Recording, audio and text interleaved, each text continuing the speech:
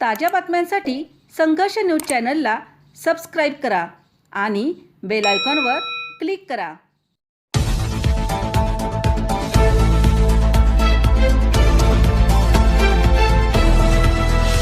संघर्ष न्यूज, जनतेसाठी एक पाऊल पुढे।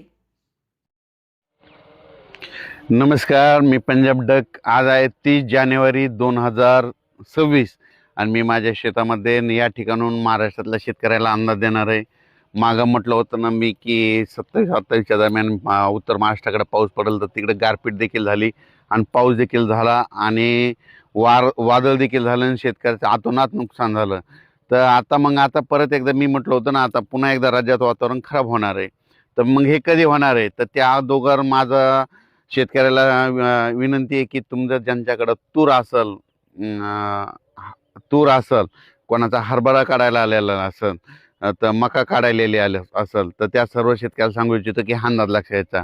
तर राज्यामध्ये आज आहे 30 जानेवारी 2026 आणि येणाऱ्या 3 तारखेला म्हणजे 3 फेब्रुवारीला, म्हणजे फेब्रुवारीच्या पहिल्या आठवड्यात 3 फेब्रुवारी, 4 फेब्रुवारी आणि 5 फेब्रुवारी दरम्यान राज्यात परत एकदा वातावरण खराब होणार आहे। म्हणून हे अंदाज लक्षात घ्यायचा। मग ते नेमकं कुठं होणार आहे तर तुम्हाला सांगू इच्छितो, राज्यात ते वातावरण पूर्व विदर्भ, पश्चिम विदर्भ, उत्तर महाराष्ट्रामध्ये ह्या 3 विभागामध्ये राज्यात वातावरण खराब होणार आहे। आणि 3 विभागामध्ये सगळीकडे पाऊस पडणार नाही, पण तुरळक भागात काही ठिकाणी पाऊस पडणार आहे आणि मराठवाड्यात देखील काही भागात देखील तुरळक भागात येणार आहे। सर्वदूर मराठवाड्यात काही येणार नाही। त्याच्यामुळे हे अंदाज सर्व शेतकऱ्यांनी लक्षात घ्यायचा। पश्चिम महाराष्ट्रात फक्त ढगाळ राहील, म्हणून हे देखील पश्चिम महाराष्ट्रातल्या शेतकऱ्यांनी अंदाज लक्षात घ्यायचा। त्याच्यानंतर निपाणी, कर्नाटक, तामिळनाडू त्या तंबाखू शेतकऱ्यांना तुम्हाला सांगू इच्छितो की तुम्ही तुमचं तंबाखू काढणं चालू ठेवा, कारण की तुमच्याकडे काही हे पाऊस येणार नाही। हे फक्त पाऊस विदर्भातच येणार आहे।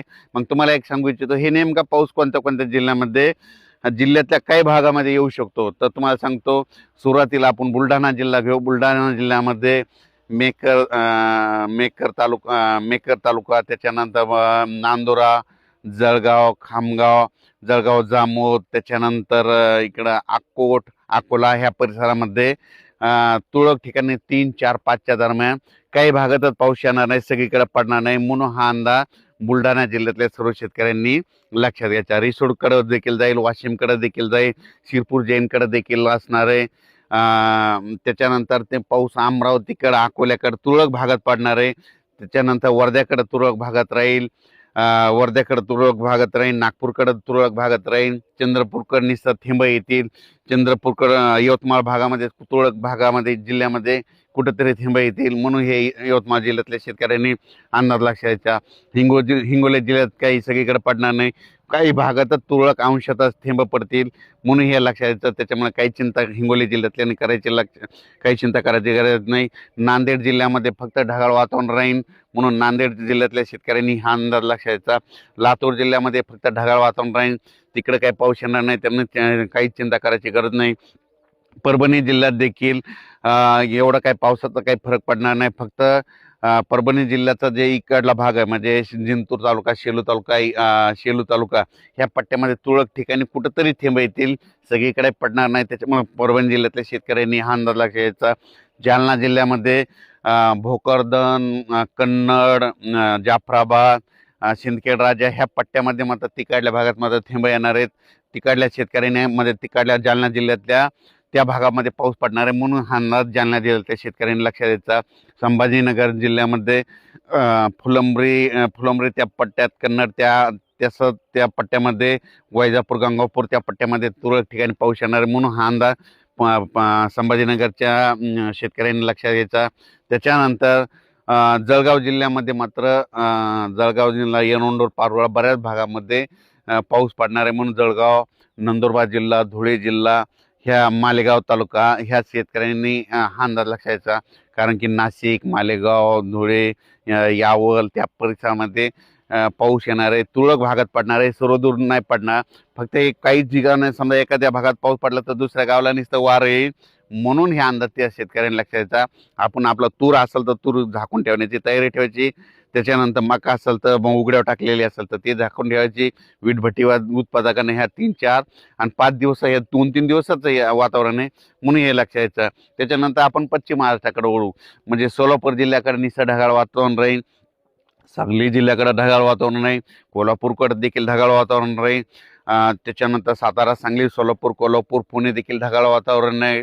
म्हणजे 3 दिवस राहील म्हणून तिकडे पाऊस काही येणार नाही, त्याच्यामुळे काही चिंता करायची गरज नाही.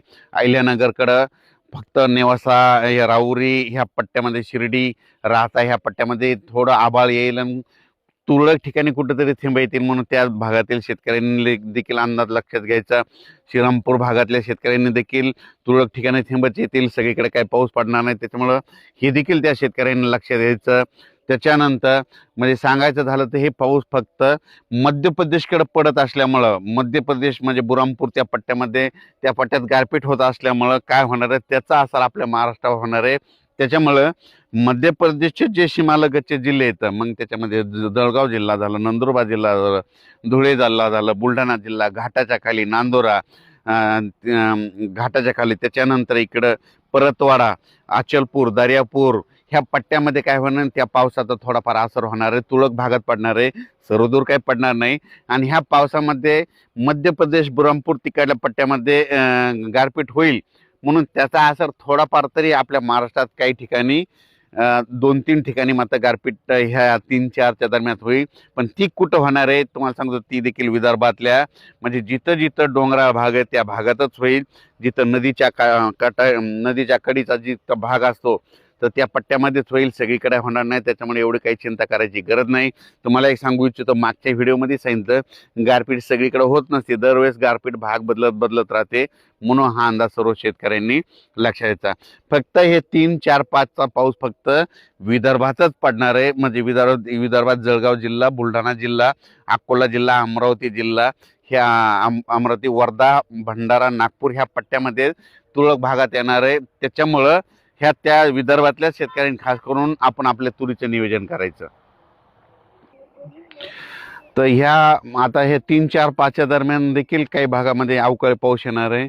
आणि काल परवाचे जे पाऊस पडला म्हणजे जानेवारीच्या शेवटच्या आठवड्यात उत्तर महाराष्ट्राकडे खूप शेतकऱ्याचं केळीचं नुकसान झालं, तुरीचं नुकसान झालं, कांद्याचं नुकसान झालं. माझी शासनाला विनंती की ते कमीत कमी पंचनामे करून त्या शेतकऱ्याला त्याची मदत तरी करावी म्हणून ही माझी सर्व शासनाला एक विनंती राहील. कारण की हे अवकाळीपासून आमच्या शेतकऱ्याचा आलेला घास, ते हातात तोंडाशी आलेला घास मात्र हे निसर्ग ओढून जातो, घेऊन जातो, म्हणून त्यांना कमीत कमी हे ते उत्तर महाराष्ट्रातल्या शेतकऱ्यांना ज्यांचं नुकसान झालं त्यांना मदत करावी. खरीपामध्ये 2025च्या अतोनात पावसामुळे शेतकऱ्याचं अतोनात नुकसान झालं. त्याच्याहून कसं तरी शेतकरी सावरला, त्याच्यामध्ये रब्बीमध्ये राहिलेली पेरणी केली तर त्याच्यामध्ये देखील हे निसर्गानं यांचा शेतकऱ्याचा घास ओढून नेला. म्हणजे माझी शासनाला विनंती आहे की ज्यांचं नुकसान झालं त्यांचे कमीत कमी पंचनामे करून त्यांना तरी नुकसान भरपाई देण्यात यावी. कारण की आता एक तर पीक गेलं, आता दुसरं आशा होती आणि ते देखील निसर्ग ओढून येत आहे, म्हणून हे माझी तळमळ आहे. त्याच्यानंतर राज्याचं हे फक्त वातावरण 3 फेब्रुवारी, 4 फेब्रुवारी आणि 5 फेब्रुवारी दरम्यान राहणार आहे. 7-8 पासून राज्यात परत उन्हाचा पारा वाढणार आहे. 12 तारखेपासून राज्यात परत तीव्र ऊन वाढणार आहे. 12 तारखेच्या नंतर, 12 फेब्रुवारीच्या नंतर राज्यामध्ये दिवसात देखील गरमी जाणवायला सुरुवात होणार आहे. गरमी जाणून त्याच्यानंतर उन्हाचा पारा देखील वाढण्यास सुरुवात होणार आहे. 36-37 अंशापर्यंत पारा जाणार आहे. म्हणून द्राक्ष शेतकऱ्यासाठी आनंदाची बातमी, म्हणून हे अंदाज सर्व शेतकऱ्यांनी लक्षात घ्यायचा. याच्यानंतर पुढील अंदाज लगेच याच्या वातावरणात चेंज झाले की लगेच बदल झाल्याच्या नंतर देण्यात येईल. धन्यवाद.